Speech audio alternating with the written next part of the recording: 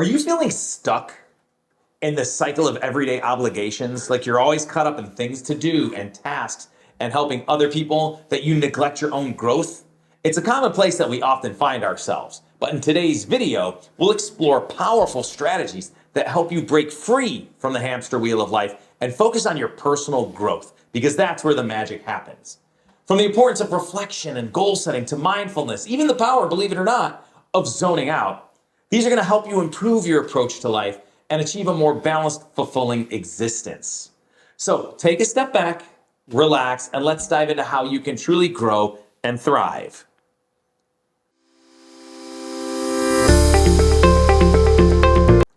Personal growth requires stepping away from obligations. Easier said than done.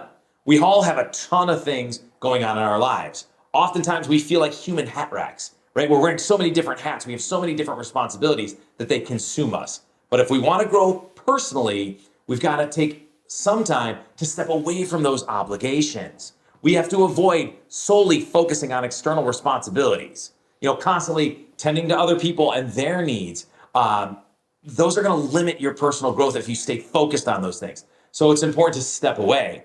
We've got to prioritize self-care and personal improvement if we want to enhance our approach to life. Sometimes we feel like self-care is not worthy of our time, but it absolutely is, because in order to be selfless in the long run, you've got to be selfish, and that means taking care of yourself.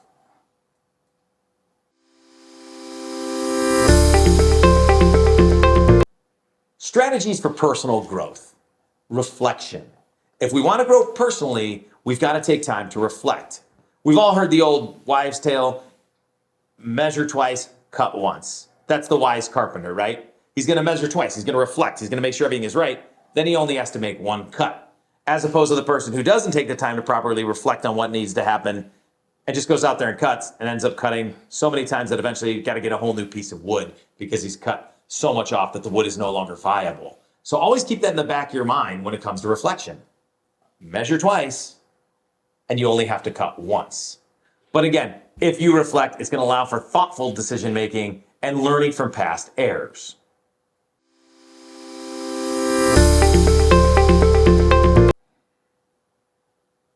Goal setting. An important part of personal growth is setting goals. Now you have to understand the difference between dreams and goals, because dreams are wishes. Goals are actionable plans. They're things that you can go after, that you can attain with the right strategy and the right focus. So when it comes to goals, make sure we're always writing them down and then creating a strategy to achieve them. That's the crucial piece of the puzzle. Everybody tells you to write your goals down. You've got to do that. But then you've also got to write down the strategy to accomplish those goals if you really want to grow personally.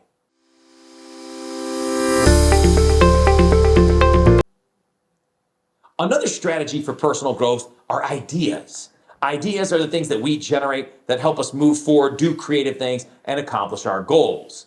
But when you take time to reflect and step away, that's when ideas tend to flourish. If you're stuck on that hamster wheel, you're not giving the body and the mind the right space for ideas to grow, develop, and flourish. So we've got to step away again. When the mind is relaxed, then we can absorb new information through reading, through research, through learning, through conferences, through coaching, and absorbing all of those leads us to those new ideas, which is essential for personal growth.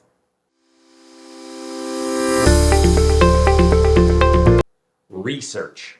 If we want to grow personally, we've got to make sure we do the research. Basically, that's learning from others and learning from other sources.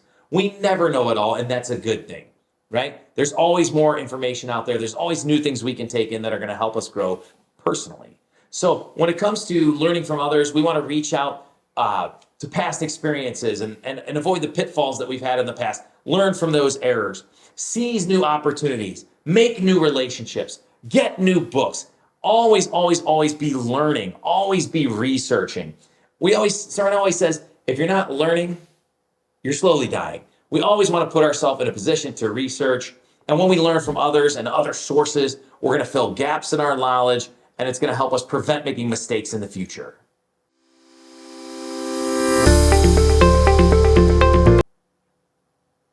If we want to develop personally, we have to work on mindfulness. Mindfulness is absolutely key. Now, what is mindfulness? Simply put, it's situational awareness. It's realizing how we're acting and how we're feeling and what's going on in situations right when we're in that situation. Not looking back.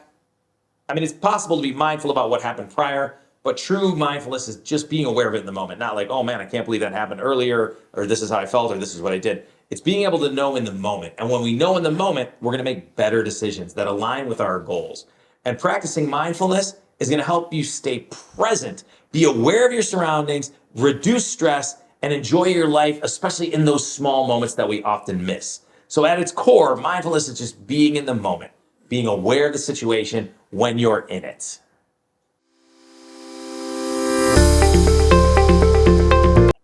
Zoning out. You've probably at times in your life, whether it was parents or colleagues or teachers going, stop zoning out. Well, I'm here to tell you that Serena will tell you zoning out is actually a good thing and a key to growing personally, right?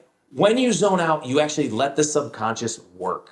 The subconscious can't work when you're always when you're always dialed in, you're always working when you're on the hamster wheel. So deliberate times to zone out is going to be crucial. When you zone out, you allow your subconscious to take over. You love it to process and solve problems. It helps, as we talked before, about bringing new ideas to the forefront, right? That's what zoning out does. It puts yourself in a position to do all of those things. Basically, when you zone out, you're going to disconnect from all the distractions, the obligations, the tasks, all of that. And that's going to help foster creativity and problem solving. Helping others. If we want to grow personally, we've got to help others. It's never just about us. We live in a social world. We live in a world full of other people who are intricate to our success, to our happiness, to our lives. We'll never be just by ourselves. So part of that personal growth comes from helping others. When we help others, we support them and they're able to break the cycle of victimhood. We empower them. We share our knowledge with them. We help others with their challenges. And when we do so, we're going to learn from that and it's going to help us manage our own challenges. There's so much benefit, so much growth that happens when we simply help other people. And it's the principle of reciprocity. Helping others, then others are going to help you. And then we live in a reciprocal world. So we want to put it out there, we will get it back. When we get it, we want to put it back out there. Keep that reciprocity going, but always make sure that we're helping others.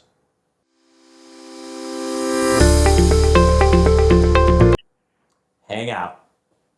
Maybe this is the most neglected of all the tips that Serena has had me share for him today. Sometimes you just need to hang out. That is a key to personal growth. You're going to hang out. We are social creatures, and a lot of our socialness can come through the form of hanging out, which creates these little relaxing environments, especially in a crazy hamster wheel world. We need these moments to relax. True friends help you get off that hamster wheel and just relax. It's not about always doing, and going. If we're always doing that, yes, we may get to certain places, but are we ever really enjoying life? And that's why the hanging out aspect is just so important. But hanging out with other friends, with colleagues, with family, allows you to be authentic. It allows you to recharge. And after good hangout sessions, you come back stronger and even better than you were before.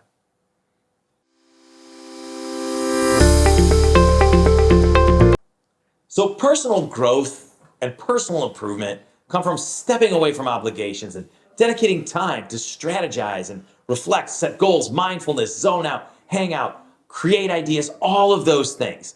Those are all crucial on our road to living a fulfilled and successful life. And when you think about it, growth is nurtured by thoughtful planning, relaxation, and helping others. And I'm not sure that there's a lot better than that.